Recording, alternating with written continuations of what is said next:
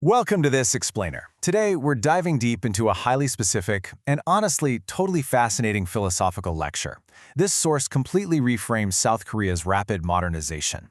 It's not just looking at it as history, but actually as destiny. We're talking about a worldview that suggests every single hardship, every cultural shift, and every geopolitical move on the Korean peninsula was part of a grand, intentional design meant to ultimately serve humanity. It's a massive, sweeping perspective, and we are going to break the whole thing down. We've got a lot of complex ground to cover here, so we'll follow the precise chronological roadmap laid out by the source material. We'll start with preserving the Korean DNA, then move to Western expansion versus Korean humility.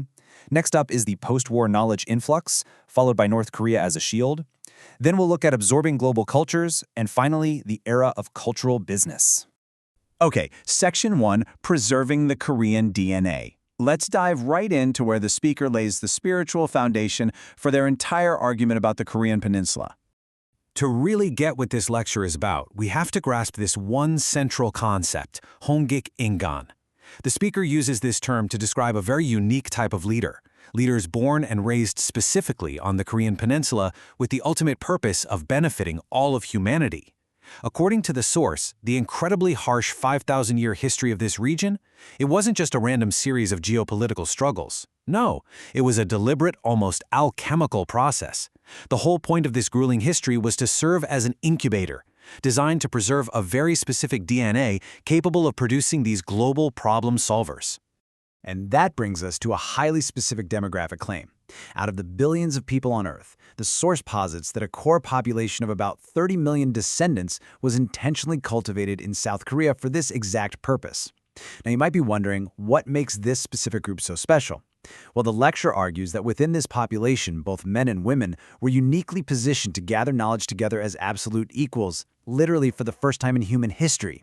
This equalization of knowledge gathering is presented as a fundamental evolutionary leap. Now, what's really interesting is how the speaker points to an exact lyric in the South Korean national anthem, "God protects us." They don't just see this as patriotic poetry. To them, it's literal proof of their theory. They argue that a divine structure has been actively guiding and protecting this national preservation project over thousands of years, all to ensure this specific population survived to fulfill its global duty. Moving on to Section 2, Western expansion versus Korean humility. This brings us to a stark contrast the speaker draws between the historical behaviors of the East and the West. The source introduces a concept they call the energy mass transfer law. Think of knowledge and culture as a form of dense energy. The speaker argues that when this energy builds up excessively in one place, like it did in Western Europe, for example, it naturally and aggressively has to expand to areas lacking that energy. In this framework, this physics-like pressure is what resulted in global colonialism. The West was driven by this law to conquer and spread their cultural mass. But Korea took a completely different, much quieter path. Just think about the sheer contrast in historical lifestyles. While the West was busy building magnificent permanent stone architecture like the Louvre, the Korean peninsula was doing the exact opposite.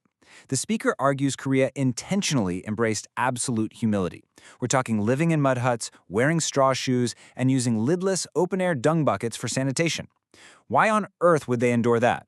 Well, the lecture claims this wasn't simply a lack of progress. It was a strict, intentional holding pattern meant to preserve their pure DNA without getting distracted by the flashy trappings of empire building. That brings us to Section 3, the post-war knowledge influx. The crucial point here is how this long period of static preservation suddenly snapped into explosive growth right after the devastation of World War II. Let's trace how fast this shifted. In the 1940s and 50s, you had a period of absolute, devastating post-war poverty. But then, the lecture emphasizes a rapid, almost unbelievable change. Through the 60s and 70s, international aid essentially built an entire educational infrastructure from the ground up, from elementary schools all the way to universities. And then from the 80s to the present, you have a massive influx of Western knowledge. The speaker points out that global missionaries and foreign aid essentially spoon-fed thousands of years of accumulated global knowledge into this newly primed South Korean population. It was basically a concentrated download of humanity's collective learning. Section 4, North Korea as a shield. Now, this massive influx of knowledge raises a deeply controversial question in the lecture's framework regarding the division of the peninsula. The lecture posits a highly specific and honestly provocative view regarding the distinct destinies of the North and the South. South Korea's role was to absorb all this global knowledge through a massive cultural influx, with the destiny to grow and eventually benefit humanity. North Korea, on the other hand, is described by the speaker as being intentionally kept completely devoid of outside knowledge. Why? To serve strictly as a physical and ideological breakwater. According to this framework, North Korea's destiny was to sacrifice itself, blocking continental forces from interfering while the South matured. Building on that premise, the speaker offers a very distinct philosophy on how the peninsula can actually heal. According to the lecture, true unification requires South Korea to recognize and appreciate North Korea's historical sacrifice as that protective breakwater. Letting go of hostility and acknowledging this painful sacrifice is, in their view, the only philosophical path forward to achieve peaceful unification. Section 5. Absorbing global cultures. Safely tucked behind this shield, South Korea didn't just rebuild its economy. It became an absolute sponge for the entire world's cultural output. The source claims that South Korea uniquely absorbed massive, complex global systems all at the exact same time.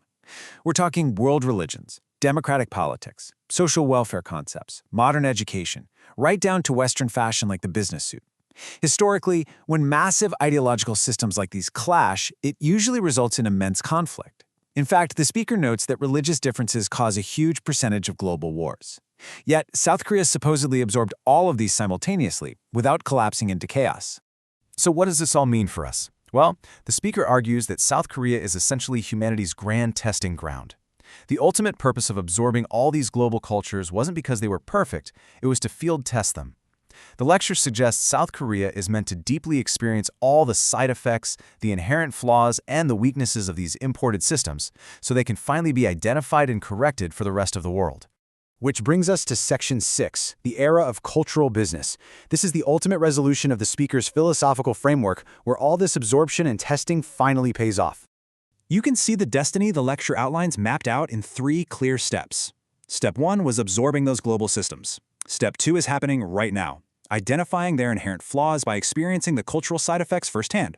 And then there's Step 3. This is South Korea's ultimate destiny, to upgrade those flawed systems into entirely new paradigms, and then export them back to the world in a much more perfect, beneficial form.